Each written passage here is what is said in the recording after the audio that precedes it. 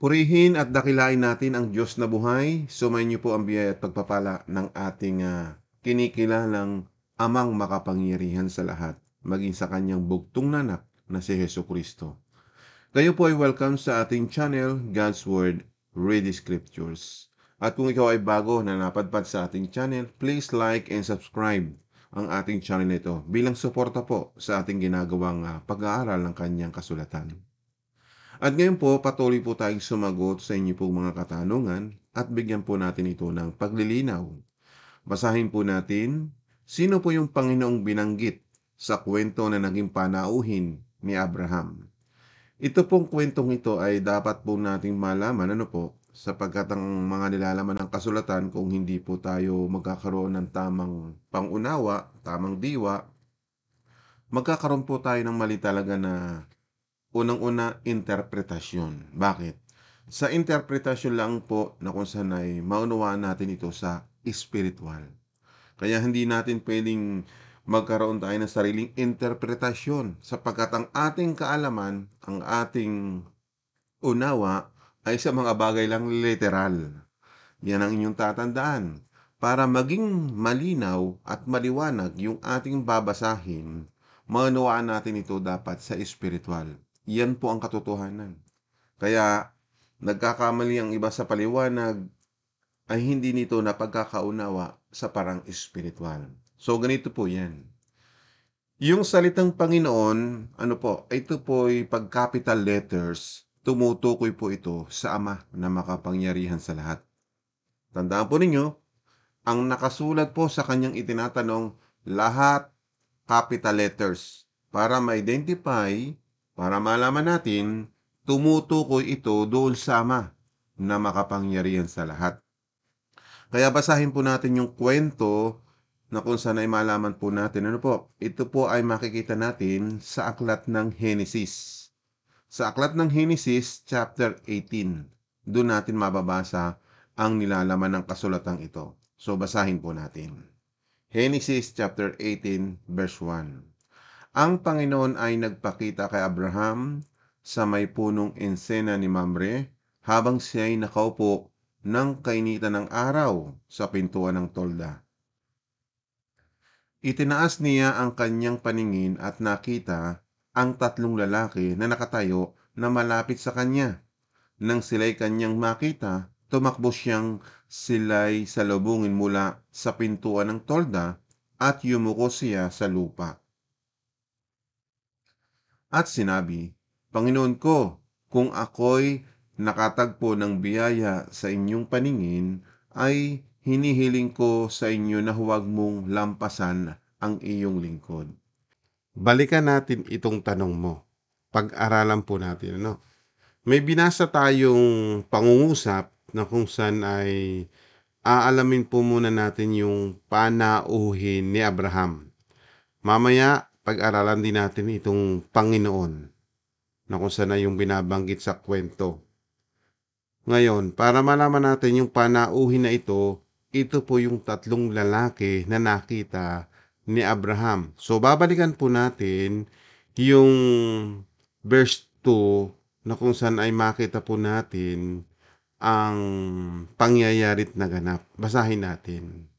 Itinaas niya ang kanyang paningin at nakita ang tatlong lalaki na nakatayo na malapit sa kanya. So, ito po yung panauhin ni Abraham. Amen? So, yan po yung binabanggit na panauhin kung ibabase po natin sa inyong katanungan.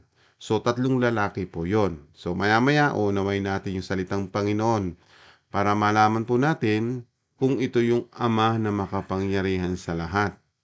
Balikan muli natin ang pangungusap na yon na kung saan yung tatlong lalaki na siya ang bisita ng Abraham. Ni Abraham, Ngayon, itong tatlong lalaking ito, sino-sino mga ito? Yan. Ano ba yan? Yan po ay mga sugo ng Diyos Ama. Bakit? Sino-sino itong mga sugong ito? Sinugo ng Ama na makapangyarihan o nung Panginoong Diyos itong tatlong lalaki. So, ibig sabihin, itong lalaking ito po ay mga anghel. Ngayon, para malaman natin, uunawain po natin. Yung tatlong lalaking iyon ay mga anghel. Ngayon, alamin natin dito sa mga kasulatan. So, babasa po tayo dito sa Genesis 18:22. So, mag-jump na po tayo para malaman natin ang nilalaman ng kasulatan para masagot agad natin ang inyong katanungan. Sabi dito, at ang mga lalaki ay lumayo mula roon at nagtungo sa Sodoma samantalang si Abraham ay nanatiling nakatayo sa harapan ng Panginoon. So dito, ito, mapapag-aralan na natin ngayong salitang Panginoon na binabanggit mo kanina. Ano po, ang sabi mo dito, sino po yung Panginoon nabanggit sa kwento? So dito, makikita natin. So yung tatlong lalaki, ang sinabi ko kanina ay tatlong anghel. Ano po? So dito, wala tayong nabasang anghel. So pupunta po tayo ng ibang salin para makita natin, anghel po yung pumunta doon sa lugar ng Sodoma. So, puntahan natin sa isang salin, sa ASND version, basahin natin. Diyan din po sa Genesis 18:22. Lumakad agad ang dalawang lalaki papuntang Sodom, pero nagpaiwan ang Panginoon at si Abraham.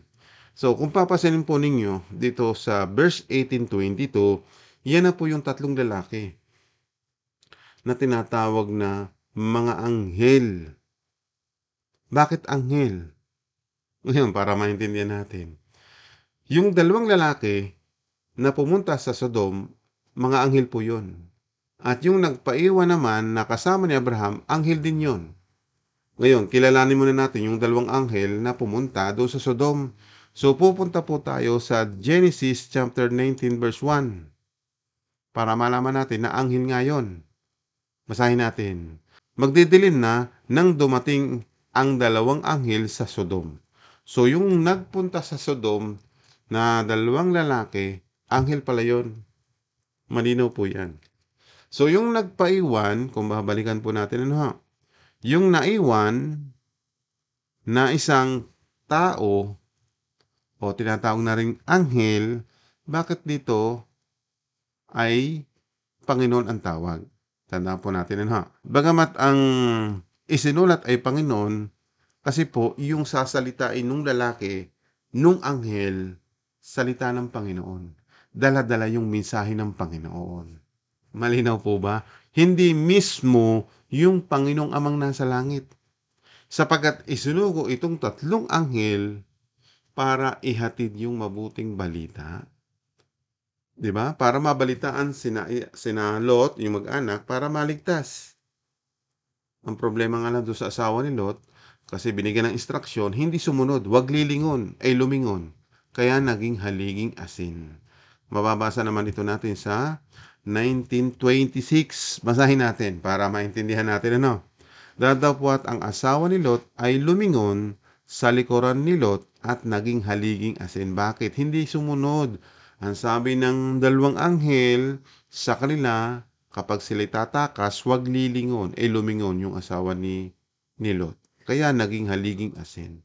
Kasi po, pag hindi natin sinusunod yung mga instruction, mapapahamak. So, ganoon din sa atin sa panahon ngayon. Kung tayo mag-aaral ng kasulatan, kung hindi natin susundin yung mga pamamaraan ng Diyos, mapapahamak din tayo.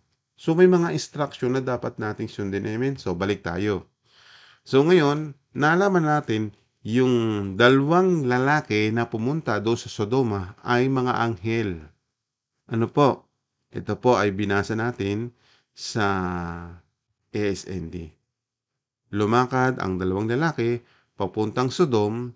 Pagdating po ng 19, kinilala natin na dalawang lalaki, ito po ay dalawang anghel. So, malinaw po. So, yung nagpaiwan naman na kasama po ni Abraham dito sa ASN din ho, na Panginoon po, yun din po ay anghel na kung saan ay nakipag-usap kay Abraham na kung saan yung sinasabi ng anghel mula sa Diyos Ama. Malinaw po? So, yung Panginoon salita dito, yun po ang kagandahan, madali nating maunawaan. Hindi mismo ay yung Panginoong Ama. Kasi wala pa nga po nakakita sa Ama, maliban sa mga kasulatan at sinabi ng ating Panginoon Kristo, wala pang nakakita sa Diyos Ama. kailanman. Kaya kung unawain po natin ito, nakasulat dito, no ho, yung nagpaiwan na Panginoon, hindi po mismong amang makapangyarihan, kundi yung isang anghel na kausap si Abraham, na kung saan dala ang mensahe ng anghel mula sa Panginoong Ama. So, malinaw po ba sa inyo? So, ganyan po natin uunawain ang mga kasulatan. Uulitin ko po, para maintindihan natin, kaya isinulat yung salitang Panginoon diyan na capital letters na tumutukoy sa Ama, para hindi manggaling yung mga salita ng tao, nung mga anghel, ay hindi manggaling sa kanila, mismo galing sa Panginoon. Nagre-representative lang itong mga anghel na kung saan dala-dala yung mensahe ng Panginoon. Kaya Panginoon na nakalagay diyan. Kaya kung hindi natin lalawakan ng ating pangunawa, ay nakakita na nga sa Ama, may nakakita na nga sa Ama, nakita na ni Abraham. So hindi po ganon, kundi yung tinutukoy doon na tatlong lalaki, mga anghel po yun, no, kung saan ay sugo ng Ama nitong Panginoon. Amen? Na kung saan para maintindihan natin ang mensahe ng Diyos. Nakita po ninyo? Kaya inilagay lang diyan yung salitang Panginoon para maintindihan natin na yung daladala ng anghel na mensahe mula sa Panginoon. Understood? Sana naget po ninyo. Sana nakatulong po muli ang channel ito sa inyo. No po? Kaya sana ganoon natin unawain. Hindi po tayo para guluhin ang inyong paniniwala at pananampalataya. Inililinaw lang po.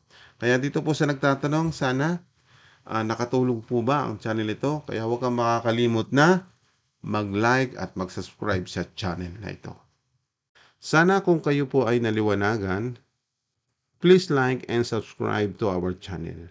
Patuloy tayong magsaliksik at mag-aral ng kanyang kasulatan para maunawaan natin ang kanyang pamaraan. Kaya kung hindi mo susundin yung kanyang pamaraan at utos, mapapahamak ka tulad ng mga nabanggit na hindi sumunod. Okay po? Sana po ay nagbigay muli tayo ng bagay na dagdag kaalaman at karunungan sa pag-aaral at salita ng Diyos. Muli natin ibalik sa Diyos ang kapurihan, kadakailaan at kapangyarihan sa Diyos Ama at maging sa kanyang bugtong na anak na si Jesucristo. Hanggang sa muli po ng ating pag-aaral, to God be the glory. Amen.